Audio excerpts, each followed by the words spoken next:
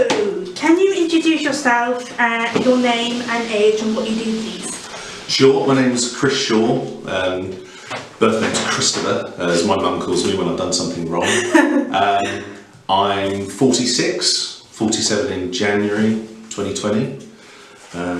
Was there anything else on the question? And what do you do? What do I do? That's actually the hardest thing to answer. So from a career perspective, I'm in IT, but probably for the last 20 years doing mostly management of IT teams doing software development. Mm-hmm. I've been writing about my experience with autism and spectrum conditions. Could you please tell me about your experiences personally and in your family? Sure. I wouldn't say that I had paid that much attention to autism when I was growing up. Being the age that I am, some of the flavours, as I call them, of autism weren't necessarily recognised when I was younger, like Asperger's. My first encounter with somebody with autism was when I was at school. I remember at a bus stop meeting a kid from the local grammar school who was really probably getting bullied by some of his classmates at the bus stop, and they kept on firing numbers at him because he was able to calculate the square root instantly of any number. And it fascinated me in terms of it clearly has got some form of talent associated to it, which is what I've actually come to understand and appreciate. But after that, I think it wasn't probably until my son started demonstrating symptoms in his sort of toddler years, which would have been sort of 15 years ago, that I started to learn more about it. What characteristics do you see in yourself and others that made more sense after you had a diagnosis given? I've always been told that I'm extremely fussy and picky, and it's something that's been the case to me. I like things in a certain way. It has to be done in a certain way. It has to be done right. I have to do the right thing. I get that too. I feel guilty or embarrassed if I'm doing the wrong thing, or if somebody tries to get me to do the wrong thing. And the other thing that I've really begun to see over the last few years since my diagnosis was how I look at everything in terms of patterns. In its most basic form, that can just be symmetry. So I like to see a balance between things. One of my earliest memories about features that may have signalled some autism was around obsession with car number plates.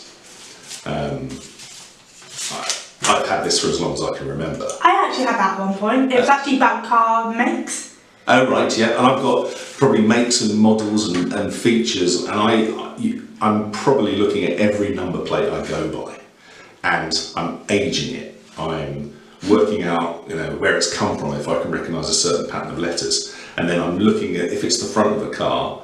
I can try and work out via the indicator, even the colours of the lenses, what particular age or flavour of the car it is. Yeah, because I used to love finding Volvos. Yes. I can't believe I did that. It's actually backfired actually. Yes. Because that's what got me back into it. Me and my mates were doing it, and we would collect it on a Monday, and we would go out and we would collect and see. I think at the end I had like 450 different cars. I don't know if it was different cars, same cars and all that. What was it like when you received your diagnosis?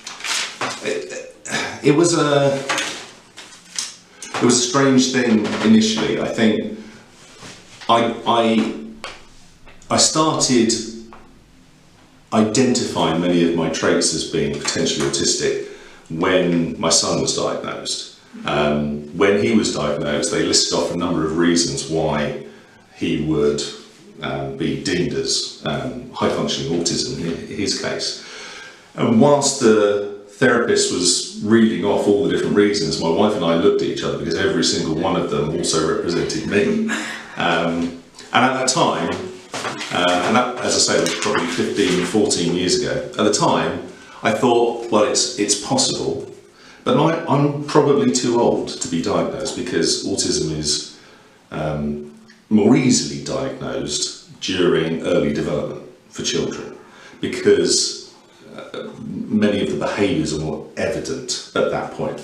By adulthood, you tend to have developed certain coping mechanisms in certain situations that can be very stressful, but nevertheless that can mask some of the behaviours.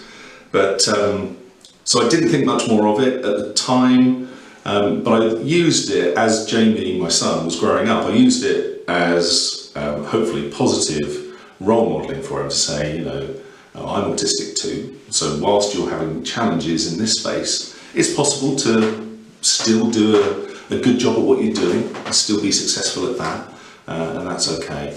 But as time went past, I felt a real need to find out whether I was or I wasn't, and I ended up almost pleading with my GP to refer me for a diagnosis, and I was referred to a place in Swindon that does adult autism diagnoses as part of the NHS, and they did the process with me. I had a 4-hour interview, Wow.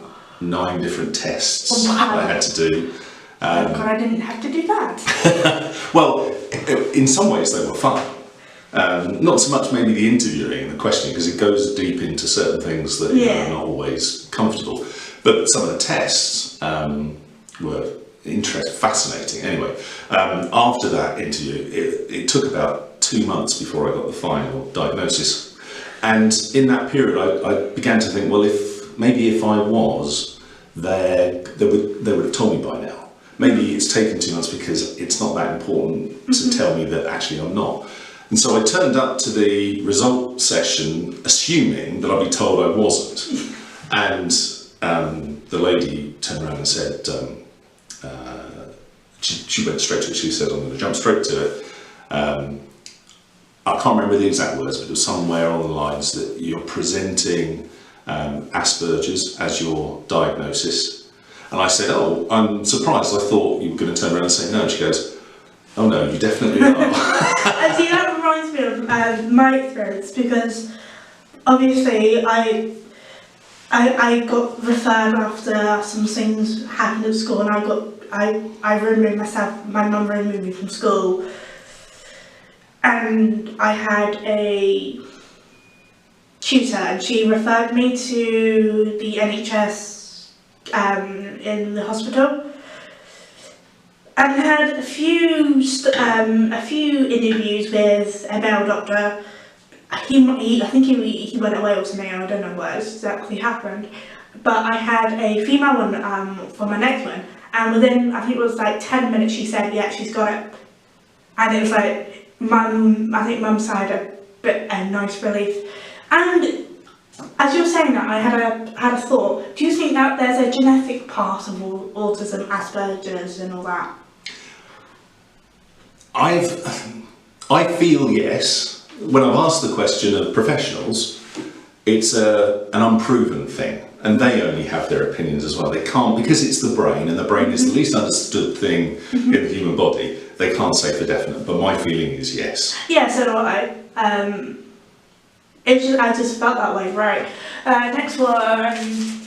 Can you tell me a bit about what you do for work and how your condition has affected you, good or bad? So, I've always, again, being the age that I am, computers weren't that prevalent in life. I was at primary school during the late 70s, and then into the early 80s, eventually into secondary school and so forth. And so what would tend to be the case was that if a school had a computer, there'd be one for the entire school, and it would be trolleyed around with its screen. Certainly the case at primary school, but as soon as I got an interaction with that computer, it just fascinated me. And that had been almost the passion that had continued throughout my schooling and the rest of my life in essence. But I think growing up and going to school during the 80s in particular, as computers were becoming more common, and there was a real growth and explosion almost of computer-based products and activities, then it just stimulated the mind to think about lots of different things that I could get involved in relating to computers. So as it came into doing GCSEs and then A-levels, I was gearing things around computers, but also I liked a very crisp, organised design approach. So I ended up doing engineering drawing as an A-level as well. And at that point I wanted to do computer graphic design, but it didn't really exist as a thing at the time. So I ended up just focusing on those as A-levels, got my A-levels, and then decided to go to university just to do a generic computing course. And I was just going to see how far it went. Absolutely. And that's really what happened in terms of my career to a certain extent. I mean, there's lots more stories there because it's been, 25 years of working pretty much in IT. But when I finished, or when I was at university, I got an interview to work for Intel in Old Town. And at the time, and this was 1992, at the time, Intel were in Swindon, and so were Motorola. Oh wow, really? And Motorola, not the building that's over in North Swindon, they had a building near the Junction 16 of the M4. And Motorola were the manufacturer of the chip that was in the Commodore Amiga at the time. And I was a big Commodore Amiga fan, so I actually wanted to work for Motorola. But I got a job at Intel, which is almost like their main competitor. And it was a job in sales.